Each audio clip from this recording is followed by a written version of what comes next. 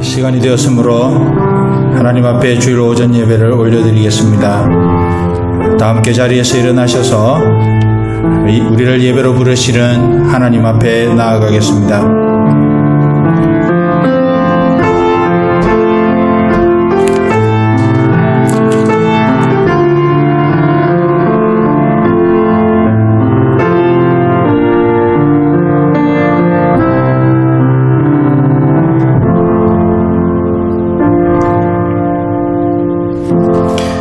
만방의 족속들아 영광과 권능을 여호와께 돌릴지어다.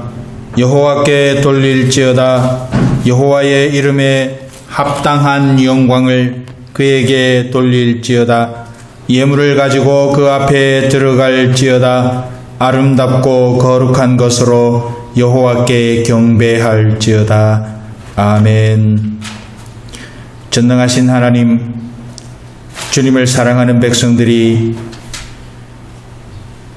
주님 앞에 모여 주의 이름을 기억하고 주의 영광 앞에 엎드립니다. 우리의 예배를 받으시고 하나님의 아름다운 것을 우리 안에 드러내 주시옵소서. 악한 마귀와 어두움의 권세가 우리의 심중을 흔들지 못하도록 주님 함께 하시고, 우리가 온라인에서 오프라인에서 예배하는 모든 시간이 주님 앞에 아름답게 하시며 주님께서 받으실 만한 것이 되도록 우리를 인도하여 주시옵소서. 주님 감사를 드리옵고 예수님의 이름으로 기도하옵나이다. 아멘. 사도신경으로 신앙 고백하겠습니다. 전능하사 천지를 만드신 하나님 아버지를 내가 믿사오며 그 외아들 우리 주 예수 그리스도를 믿사오니 이는 성령으로 잉태하사 동정녀 마리아에게 나시고 본디오 빌라도에게 고난을 받으사 십자가에 못 박혀 죽으시고 장사한 지 사흘 만에 죽은 자 가운데서 다시 살아나시며 하늘에 오르사 전능하신 하나님 우편에 앉아 계시다가 저리로서 산자와 죽은 자를 심판하러 오시리라.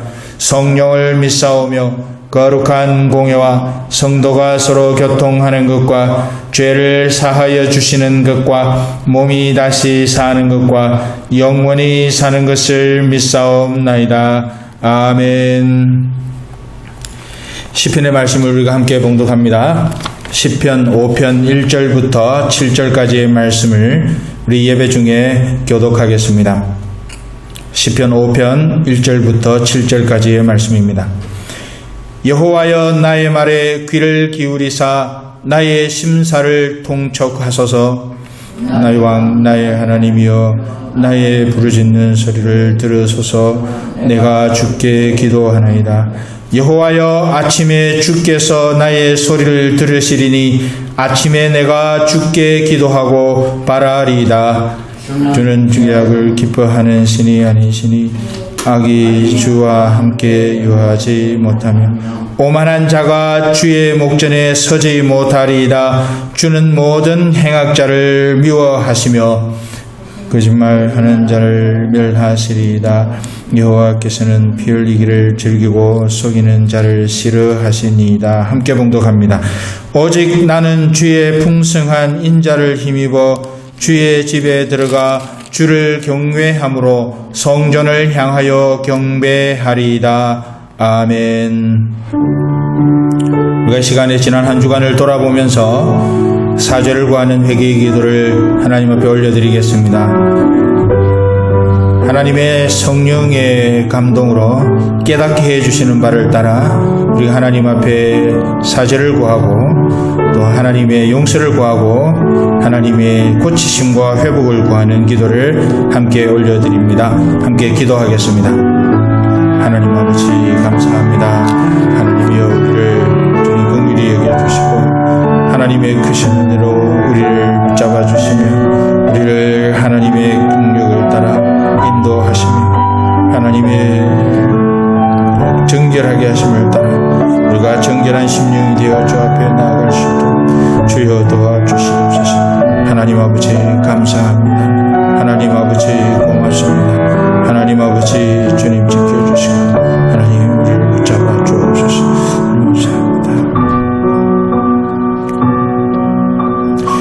지존무상하며 영원히 거하며 거룩하다 이름하는 자가 이같이 말씀하시되 내가 높고 거룩한 곳에 거하며 또한 통회하고 마음이 겸손한 자와 함께 거하나니 이는 겸손한 자의 영을 소승케 하며 통회하는 자의 마음을 소승케 하려 함이라. 아멘. 자리에 앉으셔서 우리 찬송가 514장 하나님 앞에 올려드립니다.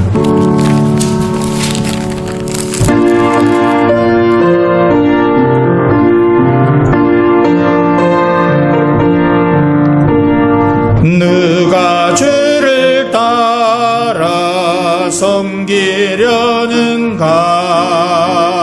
누가 죄를 떠나 주만 따를까?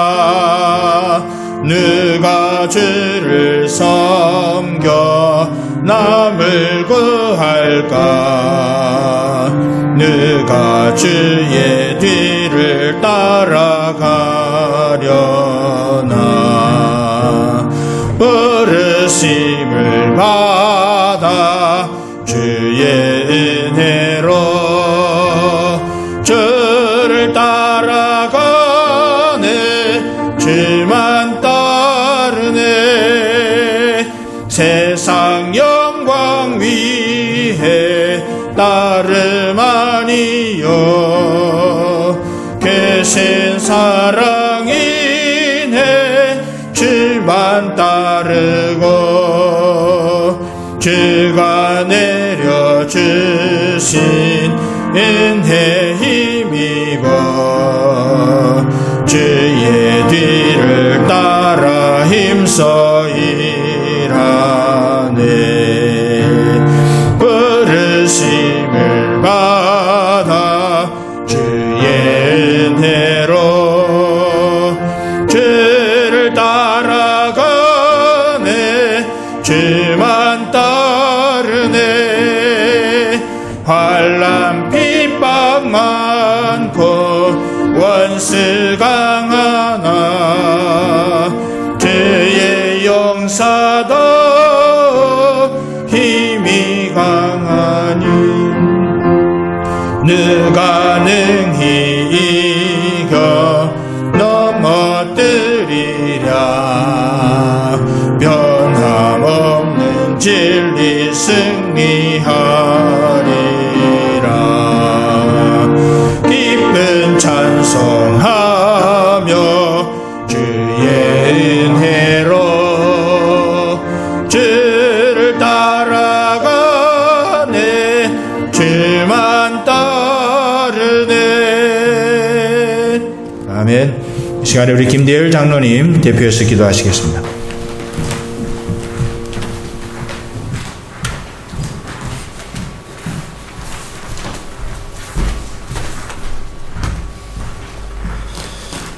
다 같이 기도드리겠습니다.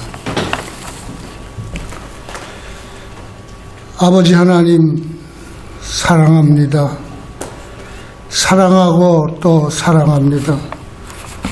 오늘 거룩한 안식일을 맞아 주님의 십자가의 보혈로 사신 저희 나성 삼일교회 성도들, 주님의 뜻이 계셔서 이 나성 땅에 주님이 친히 세우신 이 나성 삼일교회에 나와 이렇게 예배를 드립니다. 아버지 하나님, 이 자리에 오셔서 이 예배를 주장해 주시고 받아주시고 아버지 하나님 홀로 영광 받아주시옵소서. 그리고 이 자리와 온라인으로 함께 예배드리는 저희 성도들에게 하늘의 신령한 은혜들을 충만히 내려주시옵소서. 주님 주시는 위로와 기쁨과 평안과 하늘의 소망으로 충만하게 하여 주시옵소서. 주님, 지난주 목사님을 통해 주님의 은혜가 없이는 아무것도 할 수 없음을 깨닫게 해주심 감사를 드립니다. 주님, 저희들에게 깨달음의 은혜를 주시옵소서. 주님의 뜻을, 주님의 의도를, 주님의 길을 확실히 그리고 올바로 깨닫고 주님의 그 뜻과 의도대로 주님이 원하시는 그 길을 행할 수 있게 하여 주시옵소서. 주님을 만나게 하여 주시옵소서. 주님을 교몽하게 하여 주시옵소서. 주님 모시고 항상 자신을 살피면서 주님의 뜻과 의도로 살게 하여 주시옵소서. 내가 먼저 사랑하고 용서하고 위로해주는 삶을 살게 하여 주시옵소서. 오리를 가자면 심리를 가지고 겉옷을 달라면 속옷까지 주며 왼편 뺨을 때리면 오른편 뺨까지 때리라는 여유와 너그러움과 풍족함을 보여주는 삶을 살게 하여 주시옵소서. 쉬지 말고 항상 기도하는 삶을 살게 하여 주시옵소서. 말씀을 가까이 하면서 자신을 말씀에 비추어 항상 살피는 삶을 살게 하여 주시옵소서. 무엇보다도 우리 성도들 자신이 주님의 보혈로 사신 거룩한 존재임을 시마다 때마다 확인하고 확증하면서 자존감을 가지고 당당하게 살게 하여 주시옵소서. 오늘도 단위에 세우신 우리 김민관 목사님과 함께하여 주시고 그 성을 통해 주님의 말씀이 능력 있게 선포되게 하여 주시옵소서. 또한 이 어려운 시기에 교회 삶을 책임지고 노심초사하시고 계시는 우리 이광수 장로님과 함께하여 주시옵소서. 이 두 종들에게 주님의 은혜 위에 하늘의 권능을 더해 주시옵소서. 성령 충만함에 지혜와 슬기를 더해 주시옵소서. 이 동들을 통해 이 교회를 어둠의 권세를 이기고 승리하는 교회로 이 나성 땅에 우뚝 서게 하는 귀한 종들이 되게 하여 주시옵소서. 주님, 어서 이 우한 코로나 사태를 종식시켜 주시옵소서. 반갑게 서로 얼굴을 대하고 주님을 찬양하며 서로 위로하고 격려하면서 주 안에서 아름다운 교제가 이루어지는 날이 속히 오게 하여 주시옵소서. 제자되어 제자되게 하는 역사가 이 나성 삼일교에서 어서 일어나게 하여 주시옵소서. 이 나성 땅에 어두움의 권세를 이기고 승리하는 교회로 우리 나성 삼일교회가 욱뚝서 주님의 영광을 이 나성 땅은 물론 전 미국과 세상에 전할 수 있게 하여 주시옵소서. 주님의 은혜를 믿습니다. 감사합니다. 제 예수 그리스도 이름으로 기도드리옵나이다. 아멘.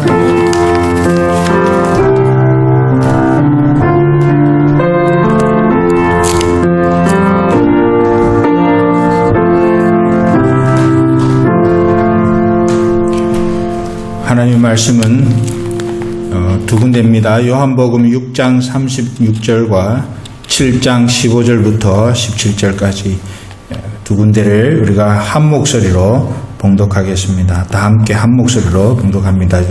요한복음 6장 36절 같이 봉독하겠습니다. 그러나 내가 너희들어 이르기를 너희는 나를 보고도 믿지 아니하는도다 하였느니라. 아멘. 요한복음 7장 15절부터 17절까지입니다. 이곳은 우리가 한 절씩 교독하겠습니다. 유대인들이 기히 여겨 가로되 이 사람은 배우지 아니하였거늘 어떻게 그를 아느냐 하니 예수께서 대답하여 가라사대 내 교훈은 내 것이 아니요 나를 보내신 이의 것이니라. 함께 봉독합니다. 사람이 하나님의 뜻을 행하려 하면 이 교훈이 하나님께로서 왔는지 내가 스스로 말함인지 알리라. 아멘. 이 시간에 우리 예배와 또 우리의 다음 세대와 또 세계 선교와 또 우리 나성 삼일교회를 위해서 함께 기억하면서 잠시 묵상하며 기도하겠습니다. 하나님 아버지, 하나님 아버지, 우리를 긍휼히 여기시고 우리를 인도하셔서 하나님 앞에 언제나 모습으로 승리하여 주시고 하나님 우리가 예배 중에 주님 배우는 그런 시간 되게 하시고 말씀 가운데 주님 우리를 가르치시는 성령의 음성에 민감한 우리가 되길 수 있도록 주여 함께해 주시옵소서. 하나님 아버지, 우리 계시고 우리의 다음 세대를 하나님 지켜주시고 이 세대가 오며 오고 올수록 하나님을 더 깊이 사모하는 세대가 되고 하나님의 영광을 사모하고 하나님의 나라를 사모하고 무엇보다 하나님 당신을 사모하는 그런 다음 세대가 되게 하여 주시고 하나님 아버지 주시고 하나님 세계 선교에 하나님 집교를 주님 확장시켜 주시옵소서. 하나님 아버지 감사합니다. 오늘 우리를 예배의 자리로 부르신 것을 감사합니다. 지금 코로나 바이러스의 팬데믹 현상 때문에 참 여러 가지 여건을 따라서 우리가 함께 얼굴과 얼굴을 맞대어 모여서 주님을 예배하는 일이 참 제한적이지만 하나님, 그러나 우리가 온라인에서 예배를 하든지 아니면 오프라인에서 예배를 하든지 오직 주의 나라와 의를 사모하는 마음이 우리 안에 늘 충만할 수 있도록 주여 도와주시기를 간절히 바라고 소망합니다. 아버지 하나님이여, 말씀 중에 임재하실 때에 우리가 하나님의 의도를 깨달아 알 수 있도록 우리에게 영적인 민감함을 더하여 주시고 분별력을 다하여 주시고 그 말씀대로 우리가 이 땅을 살아갈 수 있도록 용기를 주옵소서. 아버지 하나님, 우리의 다음 세대를 지켜주시고 이 세대가 오고 오는 가운데에 시간이 지날수록 더더욱 주님을 사모하며 주의 영광을 사모하며 주의 나라를 사모하며 무엇보다 주님 당신을 사모하며 살아가는 다음 세대가 되게 하여 주옵소서. 아버지 하나님이여, 세계 선교를 주님께서 붙잡으시기를 원합니다. 아버지 하나님, 코로나 바이러스의 위기 때문에 아버지 하나님, 세계 곳곳에 있는 선교사들조차도 지금은 위기 상황입니다. 하나님 아버지, 그들의 삶을 지키시고 그들의 안전을 담보하여 주시며 그들의 모든 사역의 현장을 주의 성령께서 둘러진치고 보호하여 주시옵소서. 아버지 하나님, 우리 성도들을 주님 지켜주시기를 원합니다. 아버지 하나님이여, 여러가지 제한된 사정으로 인해 아버지 여러가지 제약을 받고 있는 매일 하루하루의 삶이지만 그러나 오직 주님을 향한 소망의 아름다운 것으로 그 마음이 세워지게 하시고 오직 하나님을 향하여 그 마음을 온전히 붙잡고 나아가는 귀한 우리 나성 3.1교회 성도들 되게 하여 주옵소서.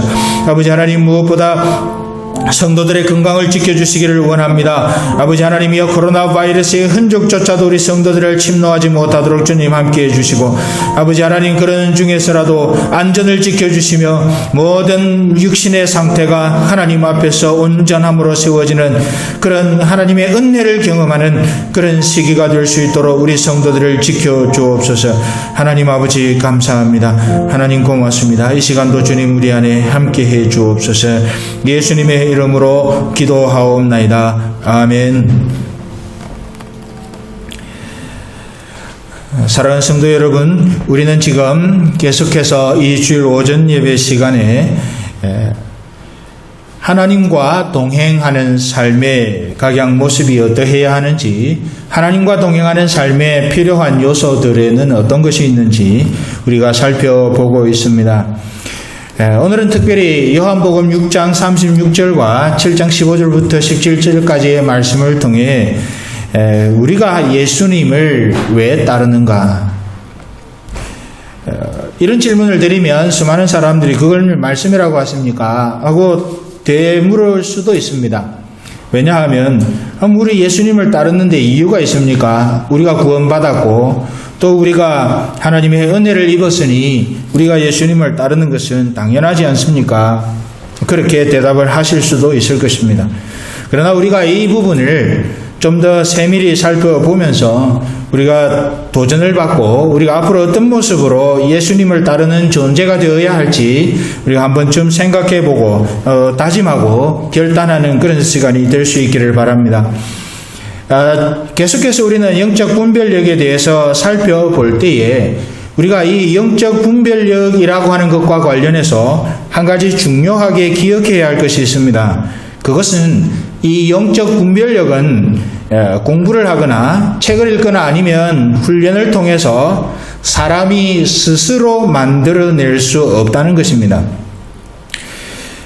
공부를 많이 하면 또 책을 많이 보면 그런 분별력이 생길 걸로 생각을 하고 또 어떻게 제자훈련이나 하는 훈련들을 잘 받으면 그런 분별력이 생길 수 있다고 생각을 하신다면 그것은 엄청난 착각입니다. 지난 시간부터 그 이전에 우리가 살펴본 대로 영적 분별력은 하나님의 은혜로 주어지는 것입니다. 그렇기 때문에 그 소스가 하나님께로부터 오기 때문에 우리가 사람의 어떤 노력을 통해 그것을 성취할 수 있다고 생각하는 것은 우리가 성경적이지도 않을 뿐만 아니라 일반적으로 생각해도 그것은 잘못된 것이라는 것을 우리는 기억해야 할 필요가 있는 것이죠. 우리가 하나님의 의도와 목적, 하나님의 다림줄 이런 것을 인식하게 되는 영적 분별력은 하나님의 은혜로 주어집니다. 그런데 우리가 하나님의 은혜로 주어진다고 해서 쉽게 생각해서는 안 되는 것입니다. 아무에게나 함부로 주어지는 것은 아니라는 것이죠. 하나님의 은혜가 100%의 어떤 비율로 우리에게 주어지지만 그와 동시에 하나님 앞에서 사람의 책임이 100% 있다고 하는 것을 기억하셔야 합니다. 그렇기 때문에 하나님의 은혜로 주어지는 모든 것, 특별히 영적 분별력은 아무나 원하는 사람에게 함부로 어느 때든지 주어지지는 않는다라는 점을 우리는 또한 기억할 필요가 있습니다. 방자하게 마음대로 행하는 사람에게 이 영적 분별력이 주어지는 경우는 없습니다. 우리는 엘리 제사장의 경우를 보면 그 점을 충분히 알 수 있습니다. 엘리 제사장은 이 이스라엘의 왕정이 시작되는데 중요한 역할을 했던 사람입니다. 사무엘을 훈련하고 교육하고 세웠던 사람이 엘리 제사장입니다.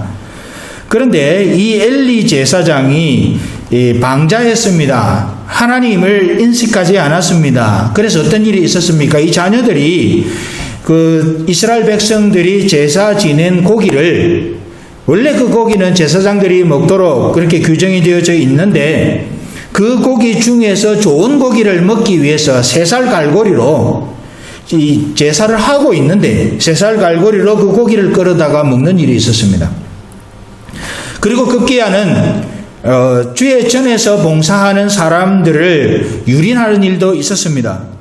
이것을 보고도 이 엘리 제사장의 이 생각이 어두워져 있으니까 그것을 단호하게 제지하지 못합니다. 너희들에 대한 소문이 좀 안 좋구나. 그러니 조심해라. 하는 정도의 경고만 하지 그것이 하나님 앞에 범죄 행위라고 하는 것에 대해서 별로 감각이 없어졌습니다. 그래서 그것을 단호하게 제지를 하지 않습니다. 그런 것을 보면 이 제사장과 같이 엄격하게 종교 생활을 한다고 해서 영적 분별력이 주어지는 것은 아니라는 점을 우리는 알 수 있습니다. 오늘 저와 여러분이 읽은 이 두 군데의 본문, 요한복음 6장 36절과 요한복음 7장 15절부터 17절은 이런 영적인 분별력과 관련해서 긴밀하게 관련을 가지고 있는 두 가지를 우리에게 알려줍니다. 오늘 저와 여러분이 함께 봉독한 요한복음 6장 36절을 먼저 한번 보겠습니다. 다시 한번 봉독합니다. 요한복음 6장 36절입니다. 그러나 내가 너희들어 이르기를 너희는 나를 보고도 믿지 아니하는도다 하였느니라. 요한복음 6장 전체를 보면 6장이 시작하는 부분에 어떤 사건이 나오는 것을 우리는 볼 수 있습니까? 우리가 잘 아는 오병이어의 사건이 거기에 나옵니다. 보리떡 5개와 물고기 2마리로 5,000명을 먹입니다. 5,000명을 먹이고 나서 남은 조각을 12광주리에 가득히 거둔 그 표적의 사건이 6장 1절부터 그 이후에 나옵니다. 요한복음 6장 전체를 잘 이렇게 살펴보면 우리 예수님께서 왜 그 광야에서 이 보리떡 5개와 물고기 2마리를 가지고 5,000명을 그렇게 기적적인 역사로 먹이셨는가, 그 이유를 우리가 알 수 있는데 우리는 보통 어떻게 생각합니까? 이 사람들이 때가 되어서 배가 고프니까, 시장기가 있으니까 이 사람들을 먹이기 위해서 예수님께서 그 물고기 2마리와 보리떡 5개로 그렇게 기적을 베푸신 것이 아닌가 하고 우리는 보통 그렇게 이해를 합니다. 그런데 이 6장에 나오는 오병이어의 그 사건은 표적입니다. 그 사건 이후에 주님께서 계속해서 하시는 말씀을 보면 이 오병이어의 이 표적의 사건을 주님이 왜 베푸셨는지를 우리는 이해할 수 있게 됩니다. 그것을 한마디로 말하면 예수님 자신이 생명의 떡임을 드러내기 위한 의도를 가지고 행하신 그런 표적이었습니다. 5,000명을 먹이시려고 하는 의도도 중요했을 거예요. 왜냐하면 그 사람들이 그렇게 모여 있었으니까요. 그런데 그 먹이는 것보다도 훨씬 더 기본적이고 중요한 의도가 예수님 자신이 이 오병이어에 비교될 수 없는 예수님 자신이 생명의 떡임을 드러내기 위해서 그 뒤에 있는 가르침을 보면 그것을 드러내기 위해서 이 표적의 사건을 행한 것이 아닌가라고 우리는 충분히 이해할 수 있습니다. 그런데 요한복음 주님의 의도가 그렇다고 하면 우리가 한 가지 더 살펴볼 것이 있는데 요한복음 6장 26절 오늘 본문은 아닙니다만 그 앞에 성경을 펴서 한번 보시기를 바랍니다. 요한복음 6장 26절을 보면 주님께서 이렇게 말합니다. 예수께서 대답하여 가라사대 내가 진실로 진실로 너희에게 이르노니 너희가 나를 찾는 것은 표적을 본 까닭이 아니요 떡을 먹고 배부른 까닭이로다. 사실 이들은 그때 모였던 5,000명과 그 주변에 있던 사람들은 오병이어의 표적을 본 이후에 주님의 의도는 이 오병이어의 표적을 통해서 주님 당신이 생명의 떡이라는 사실을 그 원천이라고 하는 사실을 깨닫게 되기를 원했습니다. 그런데 그 자리에 있었던 많은 다른 사람들은 오병이어의 표적을 보고 주님을 생명의 떡이라고 인식한 것이 아니라 예수님을 억지로 임금을 삼으려고 했습니다. 그래서 이 사실을 아신 주님께서 산으로 도망을 가셨어요. 떠나가셨어요. 피하신 거예요.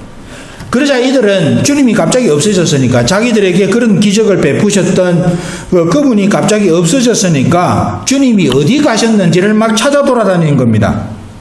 그러다가 가버나움이라는 동네로 이들이 가게 되는데 가버나움이라는 동네에서 주님을 발견하고 주님께 묻습니다. 주님 어떻게 해서 당신이 여기에 있습니까? 우리가 당신을 임금 삼으려고 하는데 왜 이 가버나움이라는 조그만한 동네에 와 계십니까? 하고 묻습니다. 일말의 불평도 섞여 있었을 것 같아요. 그런데 그에 대한 대답이 오늘 26절의 말씀인데 내가 진실로 진실로 너희에게 이르노니 너희가 나를 찾는 것은 표적을 본 까닭이 아니요 표적을 보았다는 말은 주님의 의도대로 하면 주님 당신이 생명의 떡임을 알았을 텐데 이 사람들이 그 표적을 보고 그것을 깨달은 것이 아니라 단순히 표적을 통해서 먹고 배부름을 경험했기 때문에 그런 차원에서 나를 찾는 것이 아니냐라고 주님이 반문하신 거예요.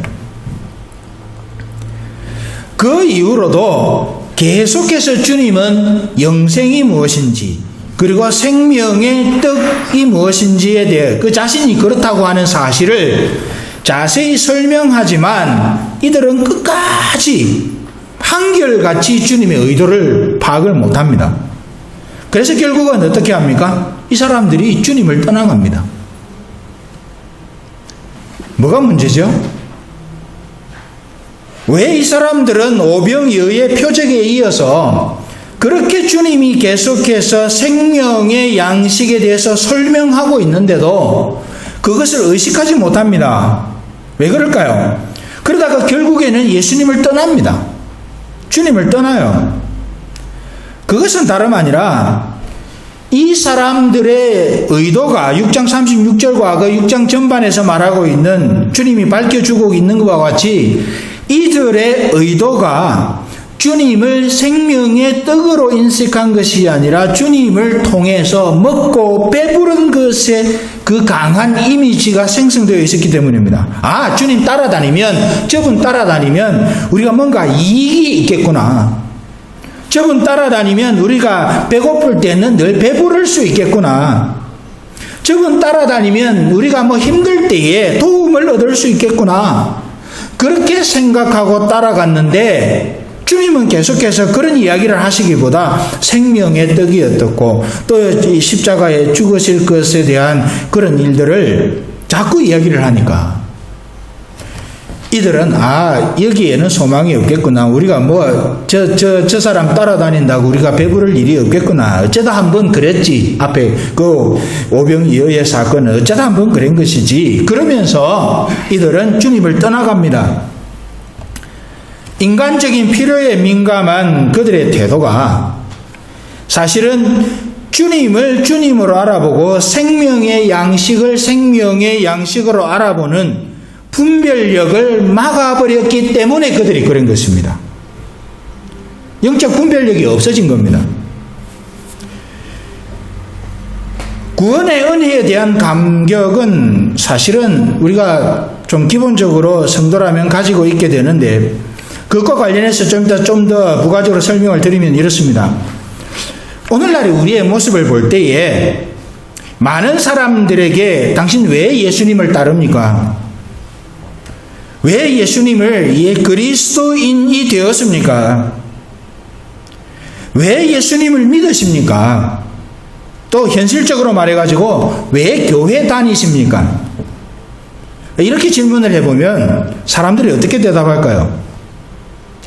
실제적으로 이런 질문을 한번 해본 적이 있습니다. 선생님, 전도하다가 선생님 왜, 나는 예수 믿습니다. 그러길래, 그러면 왜 어떻게 예수를 믿게 되셨습니까? 왜 그 교회를 출석을 하십니까? 교회를 출석하신다니 참 보기 좋습니다. 왜 그러세요? 그랬더니 하는 말이 마음에 평안이 있으니까. 그런데 성경은 분명히 말합니다. 예수 믿고 나면 마음에 평안이 없다고 그랬습니다. 예수 믿고 나면 마음이 전쟁터처럼 바뀐다 그랬습니다. 세상의 가치와 하나님의 가치가 자꾸 충돌하니까 그 마음에 갈등이 생긴다고 그랬습니다. 가족 안에도 갈등이 생깁니다. 가치관에 충돌이 생깁니다. 그런데 이분은 내 마음이 평안하니까, 기도하면 마음이 시원하니까 교회 다니고 예수님을 믿는다. 물론 구원의 은혜에 대한 감격은 기본적이겠지만 우리가 일상적인 삶 가운데에서 느끼는 주님을 따르는 이유, 다른 사람에게 물어볼 것도 없습니다. 우리 자신에게 한번 이 질문을 던져보면 어떨까요? 나는 왜 예수님을 따르는가? 나는 왜 예수님을 믿는가? 나는 왜 주의 몸된 교회에 출석하는가? 그런 질문에 맞닥뜨려서 우리는 과연 어떤 대답을 할 수 있을까요? 마음의 평안이 있으니까, 복을 받을 거니까,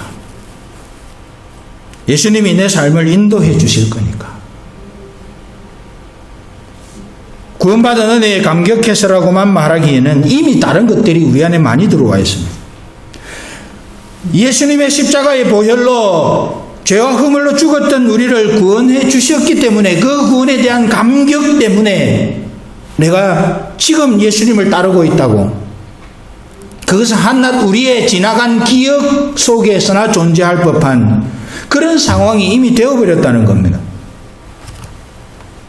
이미 내가 믿음 생활하는 모든 과정이 내가 필요한 것 중심으로 다 재편되어 있는 겁니다. 교회를 나갔는데 계속 안 좋은 일이 생겨요. 안 나옵니다. 예수 믿는데 주님이 왜 나를 이렇게 취급하냐. 교회 나갔는데 가정에 분란이 생겨요. 안 나옵니다. 예수 믿는데 자꾸 사업에 실패를 해요. 그러면 그분이 정상적으로 예수를 믿고 주의 몸된 교회에 출석을 할 것 같습니까? 아닙니다. 물론 그런 분들도 간혹 있습니다. 그러나 대부분의 경우는 그렇지 않습니다. 왜요? 구원받은 은혜에 대한 감격은 옛날 내 경험이었고 지금은 세상이 달라졌는데 그것만 가지고 사라집니까? 하는 것이 오늘 우리 속에 있는, 어쩌면 우리가 부인할지 몰라도 우리 속에 있는 기본적인 패턴입니다. 과연 우리는 왜 주님을 따르고 있는가? 과연 우리는 왜 예수님을 믿고 있는가? 과연 우리는 주의 몸된 교회를 왜 출석하는가? 우리는 그런 질문에 맞닥뜨려서 어떤 대답을 할 수 있을까요? 마음속에 나는 왜 주님 따르고 있나? 구원에 대한 감격이, 내게 주신 구원의 감격이 매일 매순간 내 삶에서 가슴이 터질 것처럼 솟아나니까, 그걸 주체할 수 없으니까 내가 지금 예수님, 그 주님을 내가 따를 수밖에 없잖아요. 과연 그럴까요? 네, 그래야 되죠. 그런데 이미 우리 속에는 우리가 신실한 마음으로 우리 자신의 내면을 뜯어보면 그러지 못할 때가 너무 많다는 것입니다. 정직하게. 오늘 이 사람들에 대한 주님의 평가처럼 자신의 육신적, 정서적 필요를 충족시키는 데에만 관심을 가지고 거기에 매여서 내면에 숨겨져 있던 모습을 보고 놀라지 않을지는 모르겠습니다. 그러지 않는다고 생각했는데 가만히 뜯어보니 내가 지금 그러고 있으니까.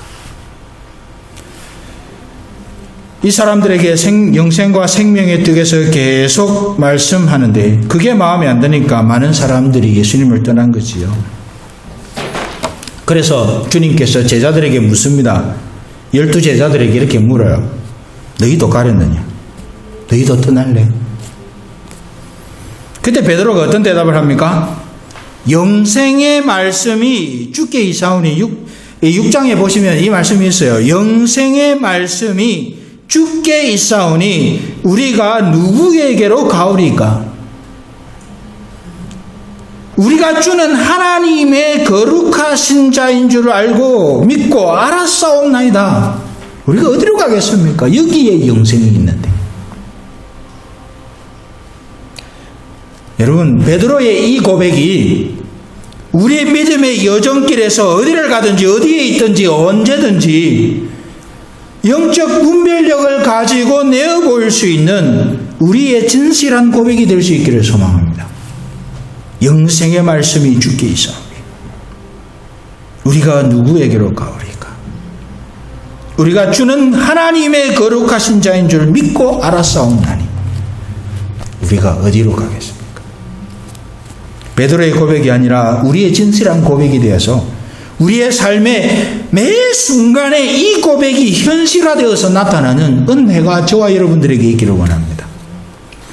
저와 여러분들이 왜 사느냐고, 왜 예수 믿느냐고, 왜 예수님 따르느냐고 물어보는 수많은 세상의 사람들에게 대답할 말이 이것이기를 바랍니다. 영생의 말씀이 여기 있는데 내가 어디로 가란 말이냐?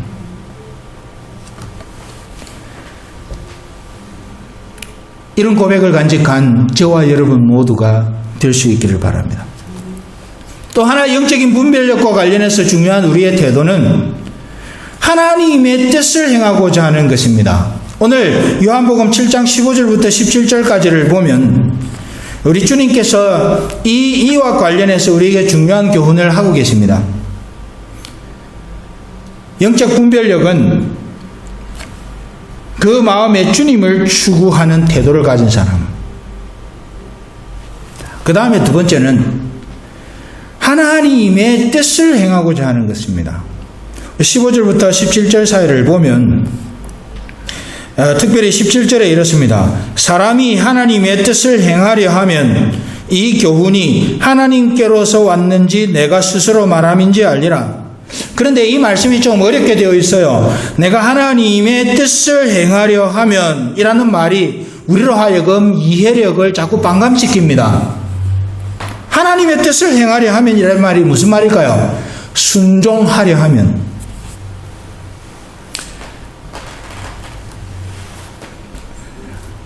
유대인의 명절이 가까운 때에 주님께서 성전에 올라가셨습니다.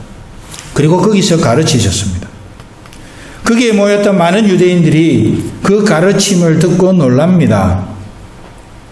그래서 이렇게 말합니다. 이 사람은 배우지 않았는데 어떻게 그를 알지? 15절입니다. 이 사람은 배우지 아니하였거늘 어떻게 그를 아느냐?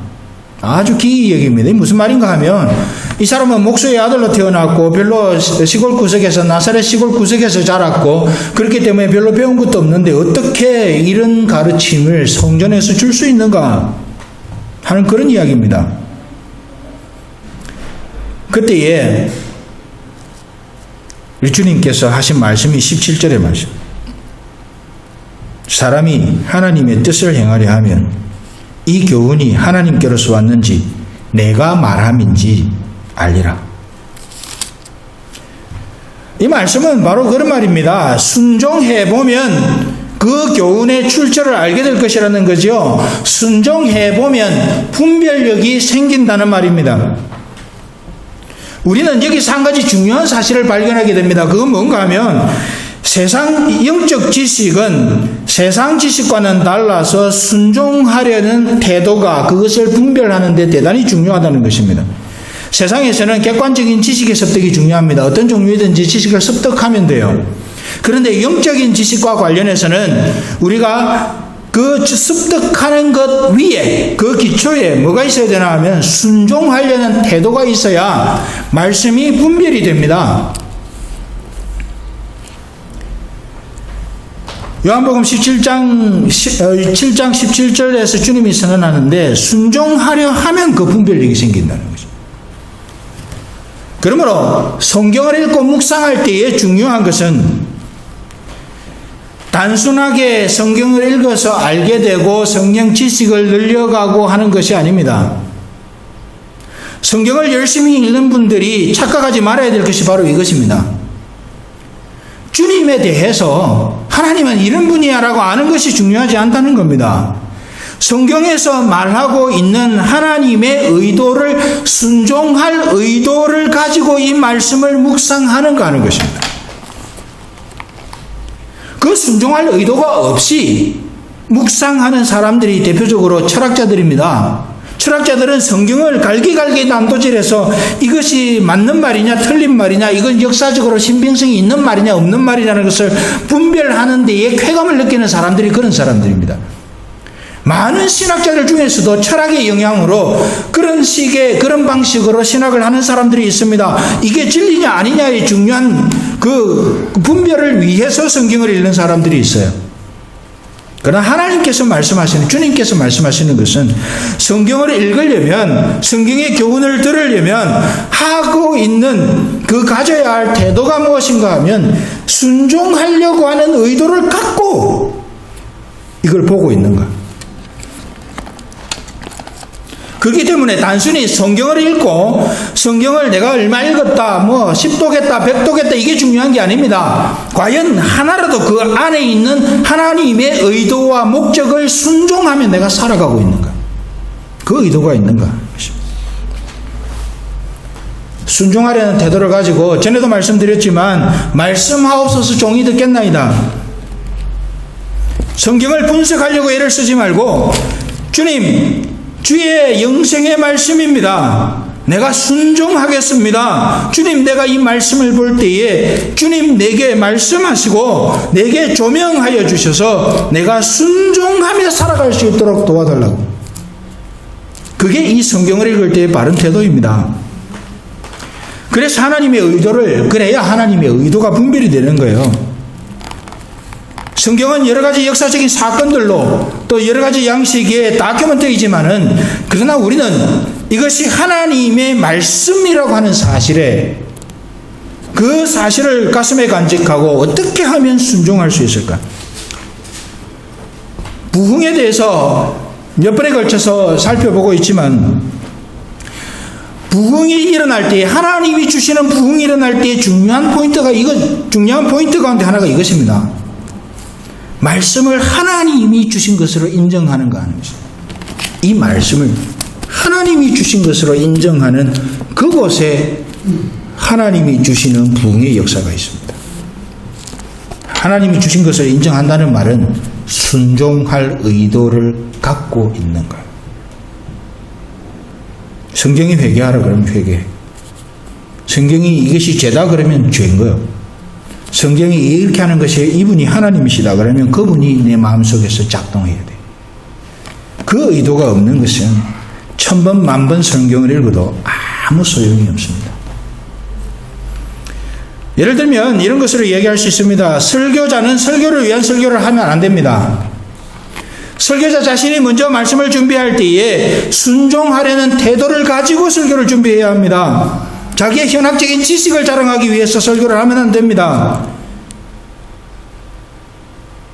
신학적으로 내가 이렇게 특별하게 분석할 수 있었다라고 하는 것을 자랑하기 위해서 하는 것이 설교가 아닙니다. 이 속에 내재되어 있는 하나님의 의도를 최대한 순결하게 발견하고 그것을 선포하는 것이 설교입니다. 그렇기 때문에 설교자 자신부터 순종할 의도가 없는데 설교하는 그것은 모두가 소경이 소경을 인도하는 것과 같습니다. 우리 성도들도 마찬가지입니다. 개인적인 경건의 시간, 말씀 묵상의 시간을 가질 때에도 똑같습니다. 경건의 시간을 가지는 것은 중요하지만 그것 자체로는 중요하지 않습니다. 아무리 긴 시간 성경을 묵상해도 그것이 하나가 빠지면 그것은 중요한 프로세스가 아니에요. 중요한 게 뭐라고요? 어떤 태도를 가지고 하는가? 순종하기 위한 마음의 열정을 가지고 하고 있는가 하는 것입니다. 그렇지 않으면 모든 것이 자기중심이 되어버립니다. 자기중심이 우리가 계속해서 살펴보았지만 자기중심이 되는 것은 그게 죄입니다.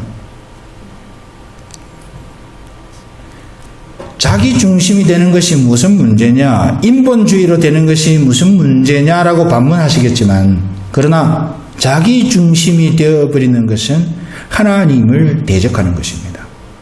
우리는 아담의 경우에서 이것을 보고 있고 그 잘못된 그 영향을 오늘 우리가 받고 있지 않습니까? 하나님은 어찌하든지 순종하려는, 오늘 7장 17절에서 말하고 있는 것처럼 순종하려는 마음을 가지고 말씀을 대하는 그런 사람들을 사랑하시고 그런 사람들에게 분별력 주십니다. 중요한 키포인트는 순종하려고 하는가 하는 것입니다. 하나님의 길을 그런 사람에게 보여주시고 그 길로 행할 수 있도록 우리의 삶을 인도하십니다.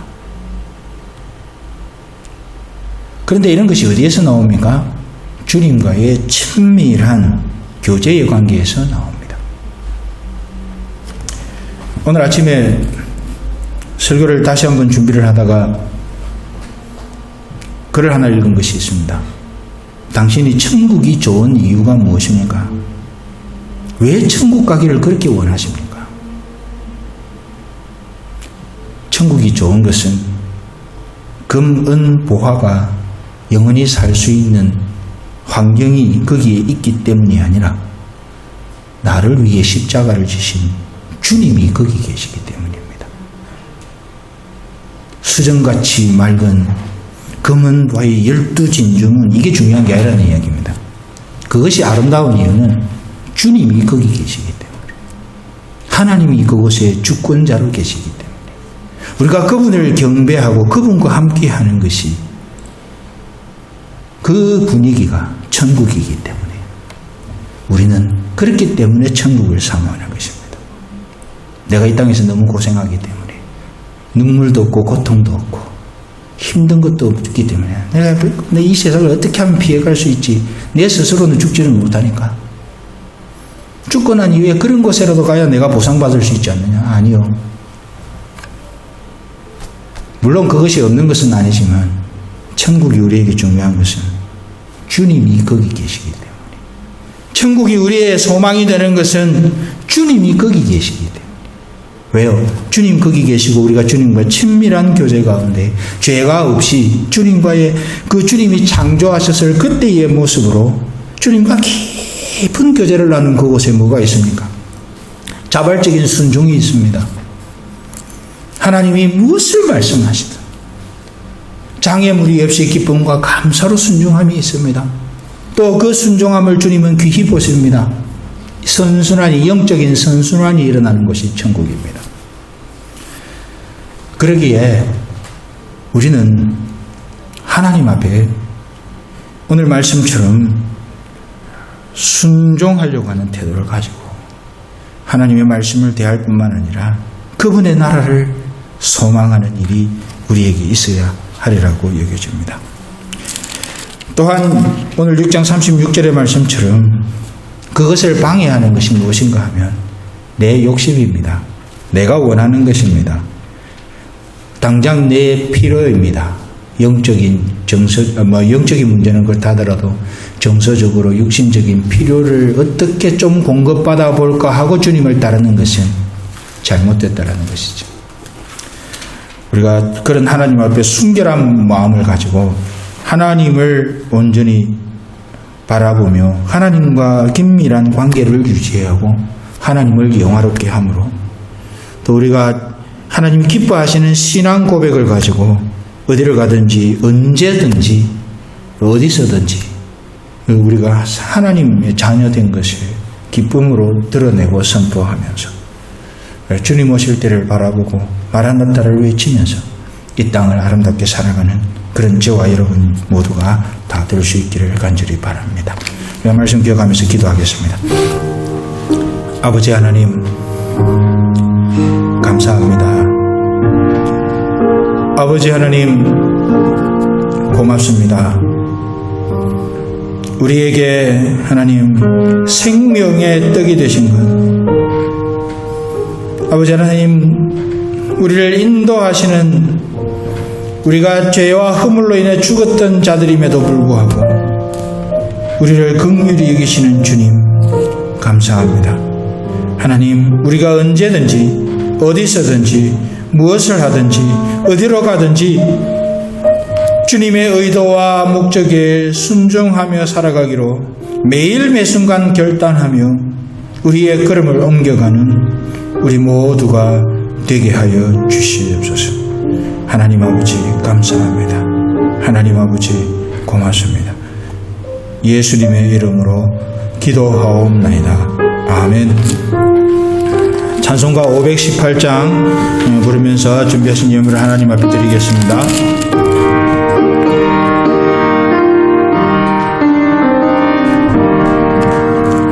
신자 되기 원함으로 진심으로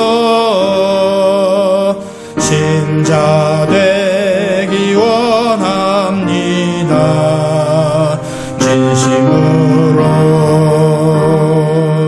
진심으로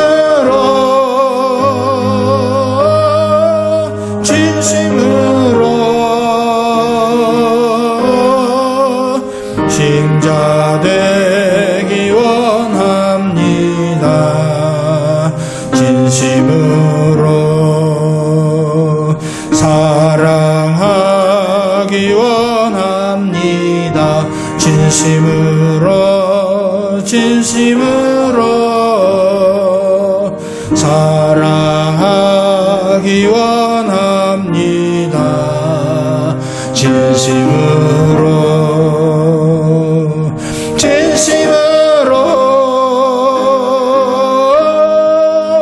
진심으로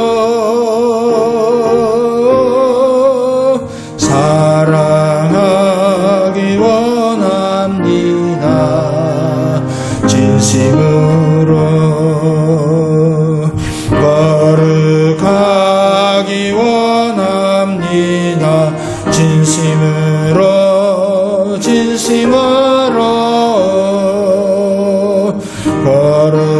거룩하기 원합니다.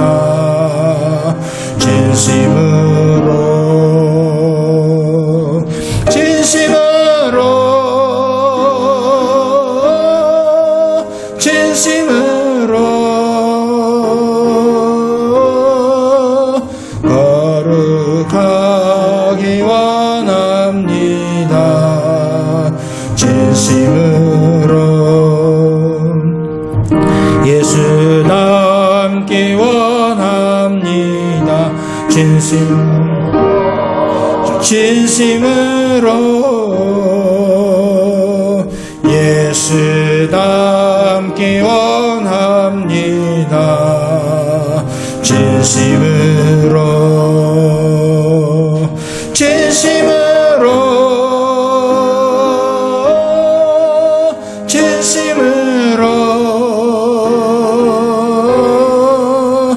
예수 닮기 원합니다. 진심으로 아멘. 기도하겠습니다. 하나님 아버지, 우리가 정말 진실로 신자 되기 원합니다. 진실로 예수님 닮기 원합니다.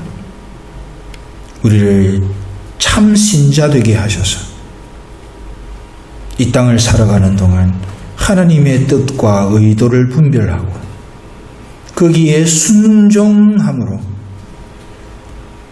하나님 나라에 대한, 주님 다스리시는 그 나라에 대한, 천국에 대한 소망이 더 분명해질 수 있도록 주님 함께해 주옵소서.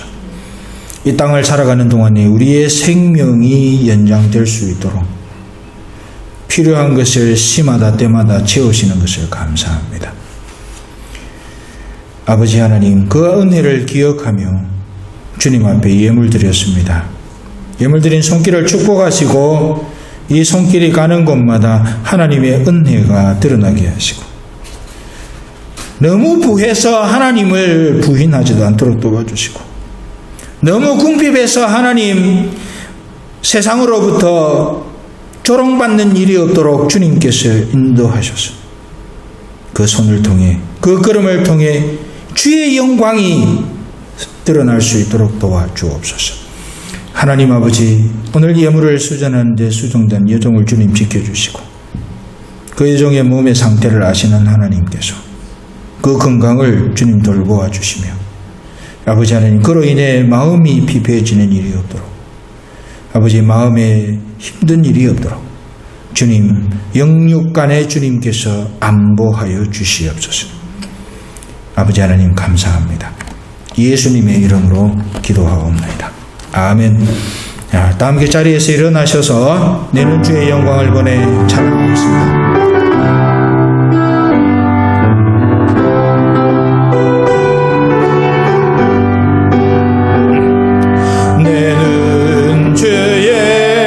영광을 보내 우리 가운데 계신 주님,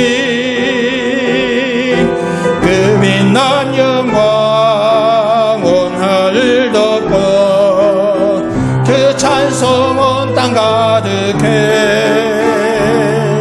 내는 주의 영광을 보내 찬송 가운데 서신 주님, 주님의 얼굴은 온 세상 향하네. 권능의 팔을 드셨네. 주의 영광 이곳에 가득해. 어린 손에 주님과 함께 찬양하며 우리는 전진하리. 모든 열방 주 볼 때까지. 지금은 우리 구주 예수 그리스도의 크신 은혜와 하나님 아버지의 만극하신 사랑과 성령의 교통하심이 주님, 사람의 필요보다 생명의 떡이 되신 주님과 밀착된 관계를 가지고